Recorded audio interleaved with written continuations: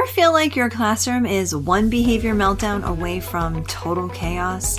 Maybe you've tried a sticker chart, a Friday reward, or just crossing your fingers and hoping things settle down. I've been there too, especially in October when the honeymoon phase ends and the, oh wow, that really actually happened, begins. Welcome to Enjoy Teaching Again, the podcast for teachers who love the work but need a little spark to bring the joy back. I'm your host, Elizabeth Peterson, classroom teacher, arts integration specialist, and passionate educator of over 25 years. If you're overwhelmed by behaviors, disengaged students, and long, exhausting days, you are not alone. But together, we can turn things around and you can teach with confidence and purpose again. So locate that cold coffee of yours, find your favorite pen, I know you have one, and let's dive in. It's time to get inspired and enjoy teaching again. You became a teacher to teach, not to play whack-a-mole with behavior issues. But here we are, we're in October and there's paperwork piling up and students arguing over pencil sharpener turns, and you're asking yourself, how do I get back to that ideal classroom that I planned all summer long? And that's exactly what we're diving into today, because taking a moment to reflect on what is happening, we can talk about the 3 biggest mistakes that teachers make when they're trying to fix classroom behavior and what to do instead. All right, let's dive in to mistake number 1, which is ignoring behavior issues. Sometimes we think if we don't feed the behavior, it'll just kind of disappear. But those small disruptions, they're like that blinking warning light on the dashboard, the dummy light, as my husband calls them. And ignoring those can only lead to bigger breakdowns in the near future. It's like a number of years ago, I had a student, we'll call him Philip. He had a tendency to refuse to do work, and it became so consistent and so frustrating that I just decided to ignore him and move on with other things. But the more I ignored him, the more agitated he became, and the more he wanted to just get my attention. I would glance over at him, but then intentionally ignore him, thinking that he would just come around. And boy, was I wrong. The end of the story on one particular day is not very good. He ended up on the floor, under a desk, and slowly inching the desk all the way to the corner of the room. The sound of that desk scraping on the floor was not just irritating, but obviously so distracting to every single one of my students, and in a few other rooms as well.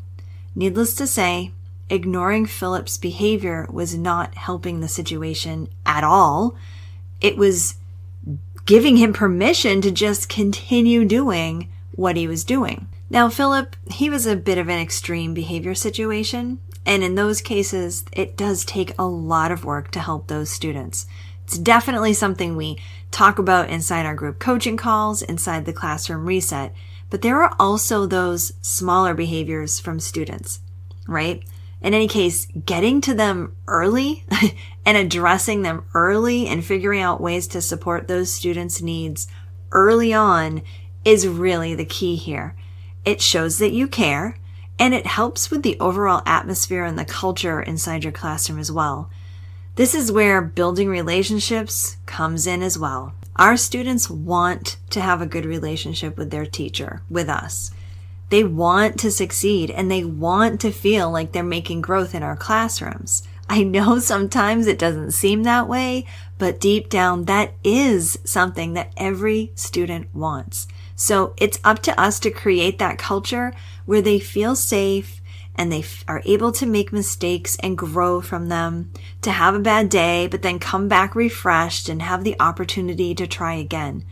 It can be hard sometimes, but these are the things we need to remember about all of our students. And the best news, well, it's this. If you've worked hard up front to build those relationships, then ignoring the behavior actually isn't even an option anymore. Instead, you can recognize those warning signs early and intervene before they get too bad. And that brings me to the next mistake, and that is always reacting to behavior problems. Let's be honest, When we ignore behaviors, we usually end up reacting to them later, and it's rarely our best moment. And yes, I am speaking from experience. Maybe we end up snapping or handing out a consequence that we regret or we can't even follow through with, or spending the rest of the day flustered ourselves. That's no fun. When I think back to that situation with Philip, I can't help but recall how I responded back then. Once he had moved the desk to the outskirts of the room and completely made a scene because I hadn't intervened earlier, it was completely out of my ability to handle the situation. So I needed to call the office and ask for assistance, and the behavioral specialist, she came up and had to talk him through getting up off the floor and slowly moving to a different space in the school. And that's how I had to react to the situation. I've noticed teachers reacting to even smaller situations as well, right? The kid gets frustrated with his work and throws a pencil, and the teacher then has to go and handle the situation. Or a student blurts out something disrespectful in front of the class, and the teacher, who gets caught off guard, raises their voice in anger. Or maybe two students start bickering loudly over supplies, and then the teacher has to stop the whole lesson to separate them and re-explain the expectations. Now, these are completely normal ways to react to these different situations. However, I want you to think about this. Wouldn't it be amazing if you could actually prevent some of those situations from even happening in the first place? Especially if you have one or two students who are always at the center of a situation. And that's where proactive strategies come into play.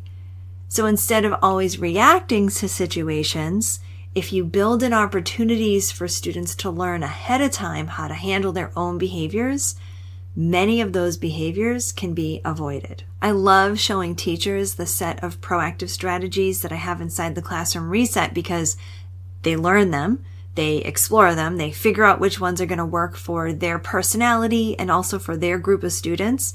And then they start using them and see how it starts to slowly but surely change student behaviors. And I even find myself going back to those lessons and those resources when I have a new group of students to see, okay, what proactive strategy may work inside my classroom this year with these students. And the key to making this work is giving students explicit instruction in these strategies and then opportunities to practice them. One of my most basic of these, of course, is breathing, taking a breath when you start to feel frustration. So that skill involves understanding when you're frustrated with something. It involves recognizing that you need to do something to help yourself, and then pulling out that strategy that you've practiced in the past and being able to use it in the moment. This is absolutely something that our students need to learn and practice. And we can help them with that. And when they can learn these skills, well, it just helps everybody involved, right? It helps them, it helps you, and honestly, it helps every single other student in the classroom as well. So imagine a situation where a student gets frustrated with their math paper, breaks or throws a pencil, and then everybody's looking at that kid, which makes him feel even worse, and then you have a whole little situation to deal with. Instead, imagine that student is getting frustrated with their math work. They feel that sense of frustration, that tension inside their body. They recognize it, and they decide to put their pencil down and take a deep breath so that they can calm themselves down, and then maybe pick another thing to do, like look at a neighbor and see if they can give them a hint of what to do next on their paper. When you're able to teach your students proactive strategies like this, it is a win for everyone. Okay, so we've talked about mistake number 1, which is ignoring behaviors. Mistake number 2, which is always reacting to behaviors. Mistake number 3 may seem confusing at first, okay, but hear me out. Mistake number 3 is when you actually rely on a one-off strategy. So the mistake really is about when a teacher gets thinking, okay, if I just find that right strategy or activity, it will fix my classroom. And I get it, we're bombarded with those Pinterest perfect ideas, right? The top 10 behavior hacks blog posts or the cutesy little kindness jars. They sound so promising. And when you're desperate, you'll try anything, right? But here's the truth. Random tools, they rarely solve behavior issues. At best, they'll work for a day or two, but then they just kind of fade into the background. Have you noticed that for something in your room?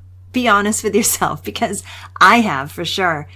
You're left back where you started, right? Students will still be bickering, still disengage, still throwing you some curveballs.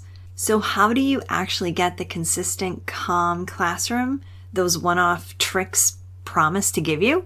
Well, you don't do it with the quick fixes. You do it by embedding routines and strategies that nurture empathy, self-regulation, and teamwork every single day. And that's what creates a culture where behavior supports learning instead of sabotaging it. So let me ask you, do you want to keep thinking, I just need one more trick, or if I could just find that one little thing, and stay stuck in that exhausting cycle of hope and then try it and then disappointment? Or maybe you want to create a classroom culture that lasts, one that runs on connection and creativity. Now, if you're saying the latter, then you're in the right place, because I want to invite you to join me for my free Classroom Reset Challenge. During the challenge, you'll be part of 2 live 1-hour workshops on October 21st and 22nd. The first one, we're going to focus on improving student behaviors in practical and doable ways. And on the second day, we'll look at how those same strategies can actually help you to eliminate teacher burnout. And if you know me, we're not just going to stop at these 2 workshops. No. We're going to make this fun. We'll all need a little fun in our teacher-centered PD. So I'm including supportive community. We're going to have door prizes and giveaways. We're going to have creative challenges that remind you why you love teaching in the first place. And so I want you to head over to theinspiredclassroom.com/challenge and sign up today. It's completely free, and it is a wonderful reset for your classroom. You deserve it. So I'm going to see you inside the challenge. So let's get back to enjoying teaching together, okay? And be aware in the next week or so if you're making any of these mistakes. And hey, no judgment. This is about awareness. So mistake number 1, ignoring behavior issues. See if you can tell if you are tempted to ignore some of them. Mistake number 2, always reacting to behavior problems. Let's start thinking about how we can get more proactive instead. And number 3, relying on some of those one-off strategies. And instead, let's think about how we can actually change our actual classroom culture to make a foundation for our students to be able to come in, behave, and learn. All right, I'm going to see you inside the challenge. Go sign up, theinspiredclassroom.com/challenge. I'll see you in there. I hope this episode inspired you, encouraged you, or gave you a fresh idea to try. And if so, I would love for you to take a screenshot and text it to one of your teaching buddies. I'm so grateful that you landed here with me today, and it would mean the world to me if you would leave me a review over on Apple Podcast. Thanks so much for being here, and I'll catch you on the next episode. This is Elizabeth Peterson reminding you to get inspired so you can be inspiring to your students and enjoy teaching again.